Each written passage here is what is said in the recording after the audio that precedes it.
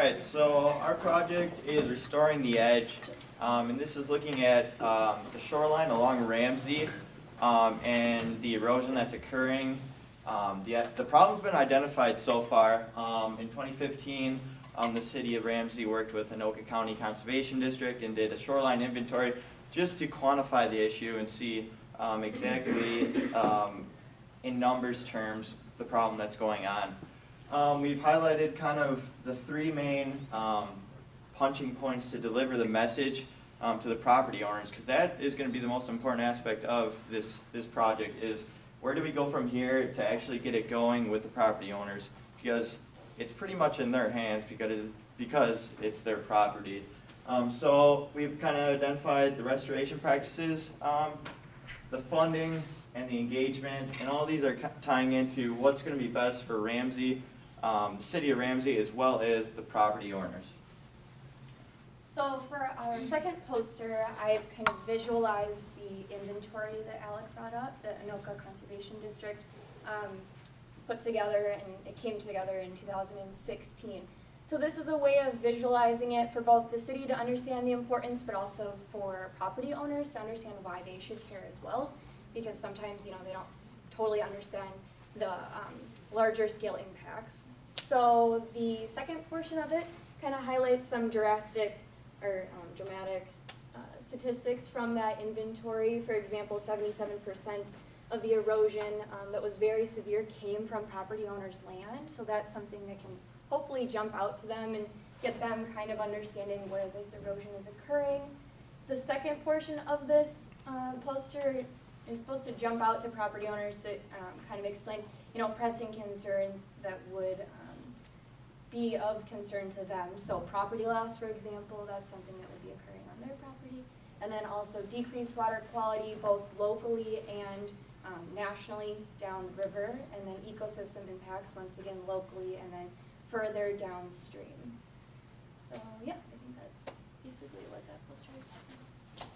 Okay, and in our third poster, we start to talk about best practices for shoreline restoration, specifically in Ramsey, based off of data that we found in the inventory that took place a couple of years ago. And basically we go through and say where this type of best practice would work, basic idea, the cost and the difficulty to implement from the viewpoint of a landowner. And then from here, we're basically going to go into a case study later on where we have specific properties in Ramsey that are facing erosion, and we're going to see, what would shoreline restoration look like for them on their properties, specifically either doing that through actually doing drawings over a picture of that property, or looking at other areas where restoration has occurred on the Mississippi. So our fourth poster is taking this information of what best practices can property owners use and how can they implement it. So this is talking about the funding sources available for these property owners. The first part of this talks about the sources and where it's coming from. So I first talk about how the state of Minnesota is providing funding through legislation, how that flows to the conservation districts. In this case, it's the Anoka Conservation District. Their specific programs and how these can flow to the property owners. So just laying out those sources and kind of getting an idea of where they can get more money for that. The second portion is disbursement options and how that funding can be received by the property owner. So there's several different options. Some are being used and some are potentially able to be used in the future. And then the third part comes from a database that Anoka Conservation District has recently put on their website. And these are local properties in Ramsey that have actually already implemented shoreline restoration on their land. So I'm going to talk about how much land did they restore and the funding that they put forth, and then also how much funding did they receive. So kind of showing an example of that cost sharing for a restoration project. All right, and then our fifth poster here is dealing with the engagement. So kind of tying everything we've talked about here And then how do we get the property owners on board?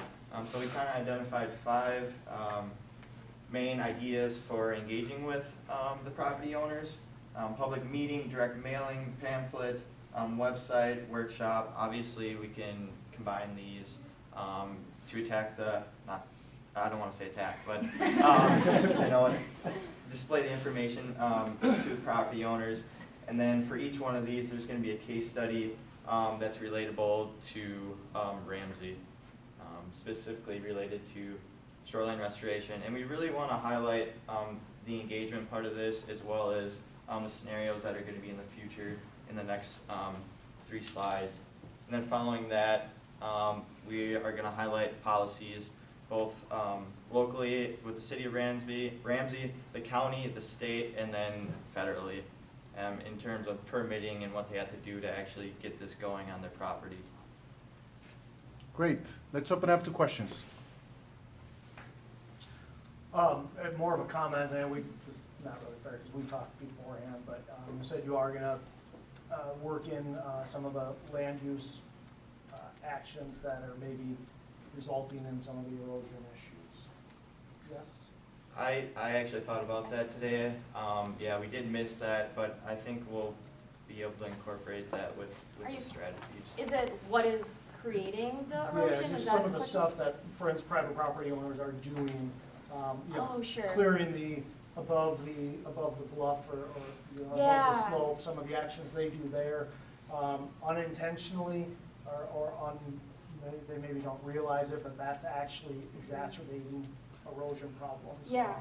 They don't like to hear that, of course, but I do think that's part of the message that needs to get out there. That definitely can be a part of this then, because we talk about the natural factors that occur, and obviously that's exacerbated on a river because of the higher flow rates and stuff like that. But absolutely, I think that that's something that could probably go in as most.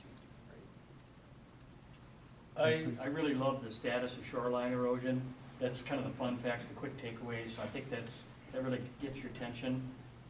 Next comment, I'm probably talking about a cup here, Fernando, but the ecosystem impacts, you talk about the dead zone, and I just had a conversation today, a lot of people don't care about that because we live way upstream, but what is kind of maybe might get people's attention is that the Mississippi River provides drinking water for how many hundreds of millions of people downstream. So if you don't care about the environment, maybe you care about people. So that might be a good one to weave in Yeah, there. thank you. No, that's a good point. I just want to say this has been developing very well in the past week and a half. Before you guys sort of like had a little bit of a crisis, but it was good. It's good to see how it changes and evolves. So congrats. I think you really put a lot of effort in this, and it's looking really, really nice. So I look forward in really reviewing this work. Great work.